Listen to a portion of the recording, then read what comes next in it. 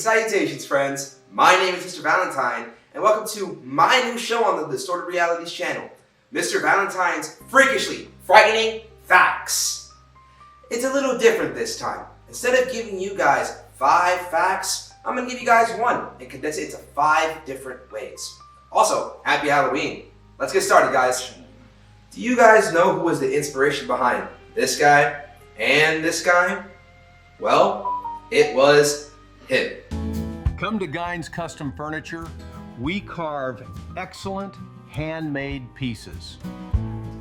The inspiration behind the characters I just showed you was a man named Edward Theodore Gein, aka Ed Gein, aka the Plainsfield Butcher, aka the Plainsfield Ghoul. His childhood was very rough. He lived with his father, his mother, and his older brother. Needless to say, his childhood wasn't the greatest. His father was an alcoholic and would actively abuse them. His mother, on the other hand, was a devout Lutheran, and that caught his interest quite a bit. And as he grew older, he ended up getting more infatuated with his mother. Weird.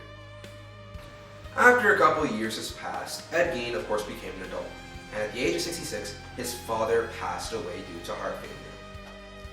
After the death of their father, they started taking on odd jobs around town. One of the main jobs they would do is they would tend to land by burning vegetation. Well, one day, Ed was doing that job, and the fire got out of control. With that, it caught the attention of the fire department. The fire department came in, and after a while, they realized someone was missing. It was Henry, and a search party went out and found him. At the age of 43, Ed Gein's brother Henry passed away due to heart failure. But there was something that they didn't mention. During an autopsy, they found bruising on his head. Kind of sketch. After the death of his father and his brother, they only left him with one person, his mom. And the relationship dynamic between those two is very, very weird. And we'll go back in time and talk about that right now. As we know, his mom was a devout Lutheran, and she had very strict rules in place. And that caused Ed Gein to be a very socially awkward kid.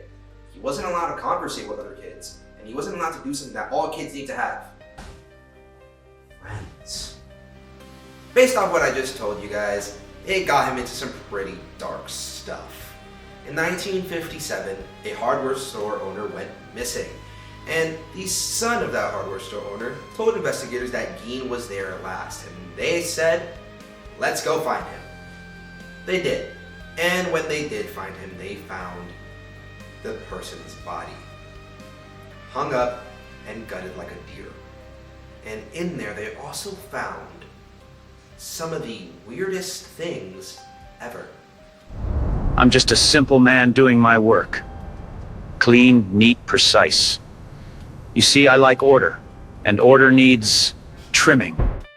That same year, he had his first trial, and he wasn't able to go. That's due to the jury saying he was too mentally unfit for this trial. So they put him in a mental health institute. Well, a couple months later, they gave him another trial, and that one also didn't last long. Hey, he was able to, go to it. Then a couple months passed, and they gave him another trial. When that trial happened, they ruled that he was not guilty under plea of insanity, which meant he went to a mental institute.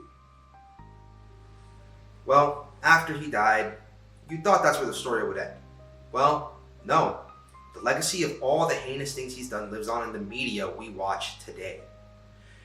The movies Psycho and Texas Chainsaw Massacre use his story as inspiration. Now, to show you guys that we did this in 5 different ways, I'm going to give you guys your 5 W's. Your who, your what, your when, your where, and your why. But we're going to change it up a bit. We're going to do it Mr. Valentine style, with your 5 freakishly frightening facts. Now, who was this guy? His name was Ed Gein. He was a serial killer. What did he do?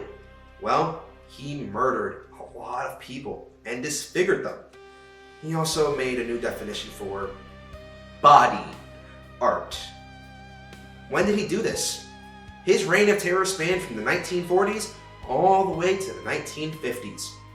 Where did he do it? He did it in Plainsfield, Wisconsin. Why did he do it? Well, his childhood was rough, and he was diagnosed with schizophrenia. Now, how does this affect us? Well, his story is told in many different forms of media that we consume. Books, horror movies, and sometimes video games. Well, that's all from me, folks. Glad you guys stopped by. Come by next time where we talk about this. Yeah, it's gonna get pretty crazy from here on out. Well, Mr. Valentine, signing out.